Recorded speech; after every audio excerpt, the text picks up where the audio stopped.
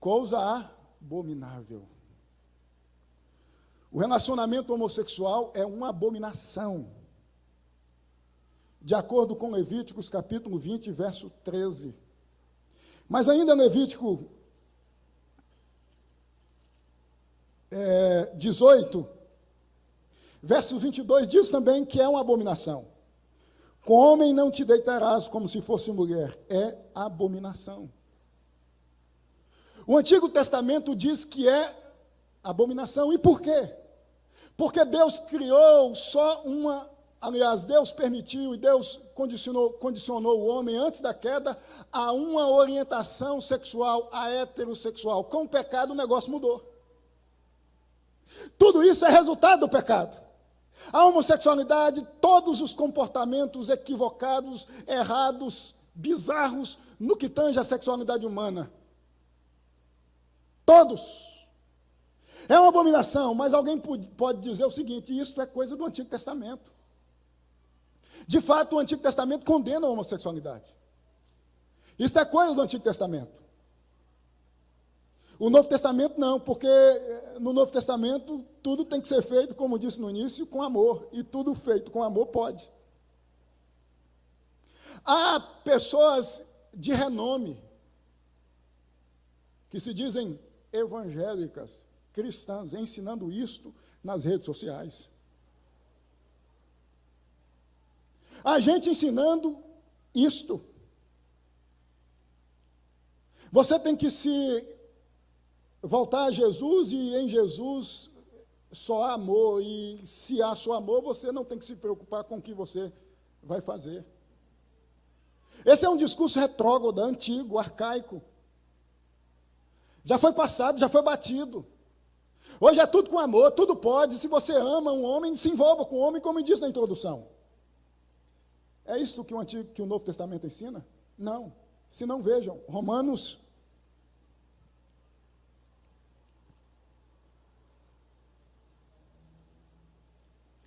1,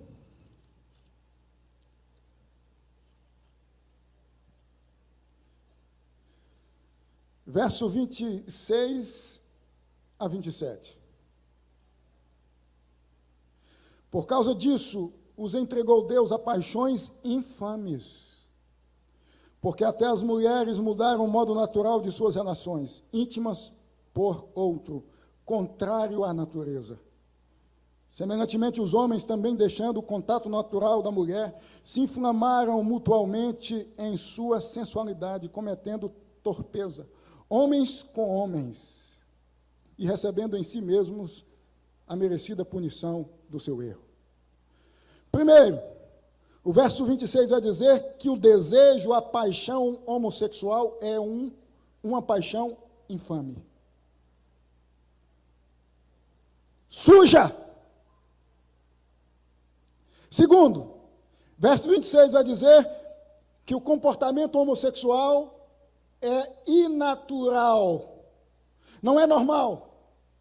Anda na contramão da natureza do que é natural. Lembrem-se, Gênesis 1, verso 27 e 28, Deus criou o homem, o macho e a mulher, a fêmea. E disse: se unam a partir do casamento e povoem a terra. O natural, o que corresponde com a natureza, é o homem se envolver com mulher. Daí a razão do texto dizer que mulher se envolver com mulher sexualmente é um comportamento inatural. Não é normal. E o mais chocante no texto é que o texto vai dizer que foi Deus que entregou os homens a tais paixões, a tais comportamentos. Significa que é juízo de Deus. A homossexualidade é juízo de Deus. É como se Deus estivesse dizendo o seguinte: sejam irracionais. Se comportem de maneira irracional. Tenham um comportamento que não venha se corresponder ao que é natural, ao que é normal.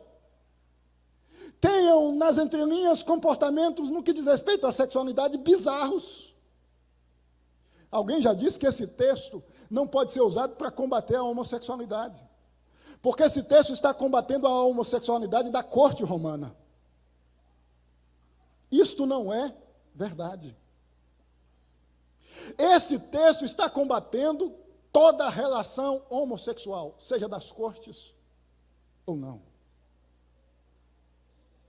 É uma paixão infame, torpe, contaminada, pecaminosa, condenável. É o juízo de Deus recaindo sobre os homens. É Deus dizendo: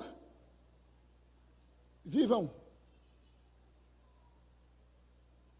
de uma maneira bizarra, oposta ao que vocês são. E sabem por quê?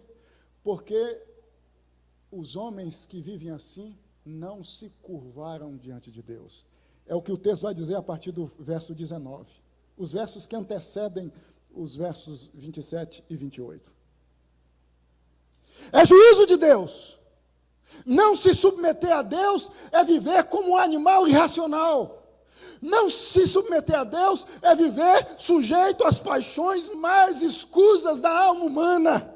É render-se a comportamentos bizarros, é se curvar a comportamentos extremamente chocantes. É Deus que dá o norte, é Deus que dá o sul, é Deus que põe o homem no caminho, é Deus que põe o homem a viver de acordo com o que o homem é. O último texto do Novo Testamento que condena a homossexualidade. 1 aos Coríntios, capítulo 6, verso 9. E aqui eu já termino.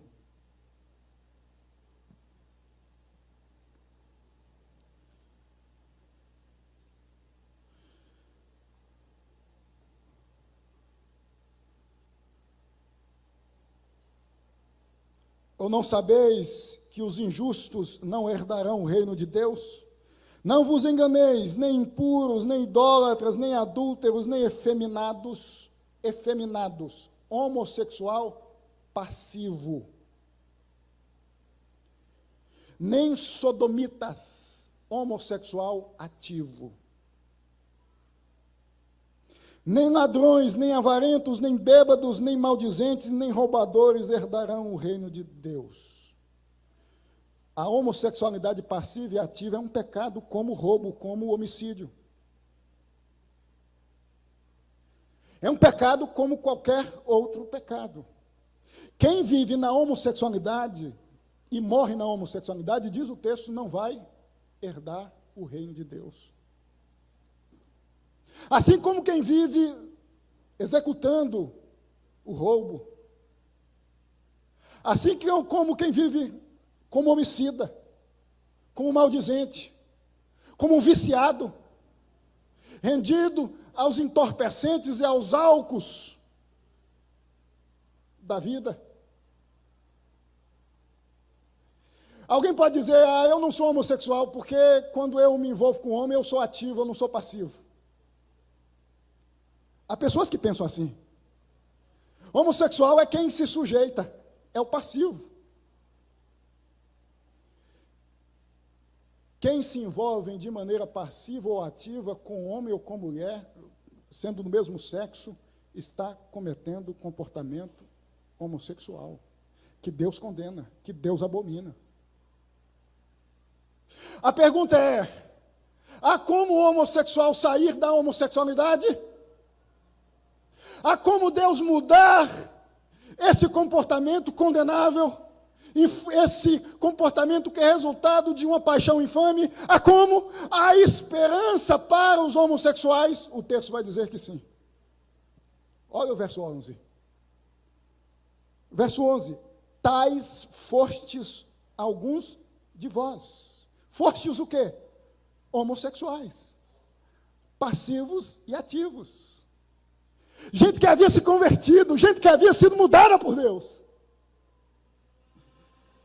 Gente que havia sido transformada por Deus. Mas vós fostes, mas vós vos lavastes, mas fostes santificados, mas fostes justificados em nome do Senhor Jesus Cristo e no Espírito do nosso Deus. Deus muda, Então, esse discurso que vem da turma gay, uma vez gay, gay para sempre, cai diante da Bíblia. Deus muda pessoas, homicidas, maldizentes. Deus muda homossexuais. Deus transforma. O nosso papel, portanto, é interceder, é pôr tais pessoas diante de Deus e dizer: Deus, eu conheço uma pessoa, é o meu vizinho, é meu pai, é minha mãe, sei lá, é quem eu conheço e quem eu gosto. Eu ponho diante do Senhor, está rendido à homossexualidade, eu ponho diante do Senhor porque eu entendo que o Senhor pode transformar pessoas, o Senhor pode santificar, o Senhor pode mudar. A nossa função não é apedrejar, a nossa função não é atacar com paus e com pedras. A nossa função é amar, a nossa função é colocar diante de Deus, a nossa função é entender que Deus pode converter, que Deus pode santificar, que em Jesus uma pessoa que se comporta assim pode ser santificada, justificada. Deus muda. Deus converte.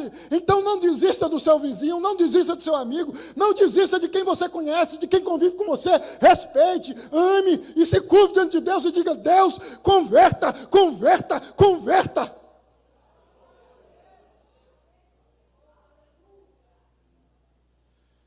Isaías 5, verso 20 vai dizer que ai dos que chamam o bem de mal e o doce de amargo. Noutras palavras, ai dos que subvertem a palavra de Deus. A ideologia de gênero subverte a palavra de Deus. Todas as instituições que dizem o que Deus não diz, isto é, que diz o que Deus condena, estão subvertendo a palavra de Deus. Nós vivemos na época da pós-modernidade, na época do relativismo. Não existe uma verdade absoluta.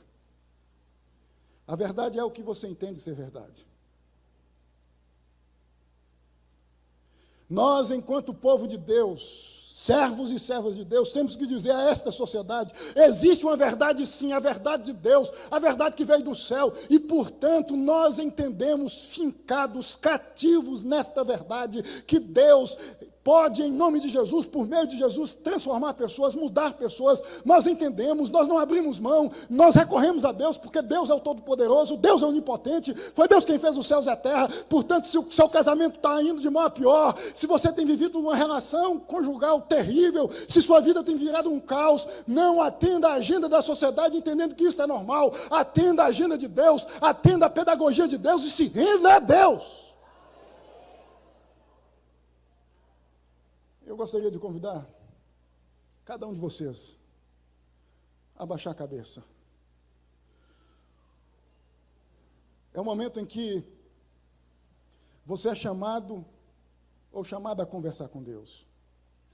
Nós vivemos, como disse no início, tempos difíceis, tempos selvagens.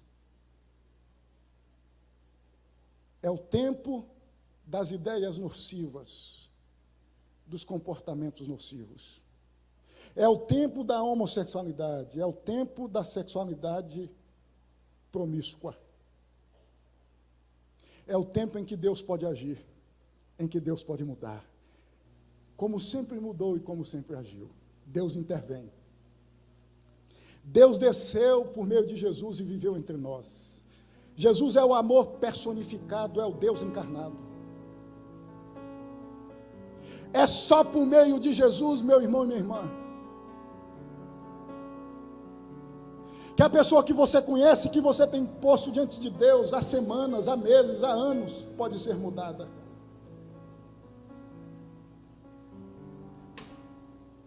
Você tem que interceder, você tem que se curvar diante de Deus. Eu não sei como você tem vivido dentro da sua casa. Eu não sei o que você tem vivido no contexto social em que você está inserido ou inserida. Eu não sei se você convive com pessoas que adotam ideias e comportamentos antagônicos à palavra de Deus. Lembre-se do seu amigo, da sua amiga, do seu tio, do seu vizinho, que está vivendo na contramão da palavra de Deus. Talvez na homossexualidade. Ponham-o diante de Deus. Peça a Deus para intervir em sua existência, intervir em sua vida.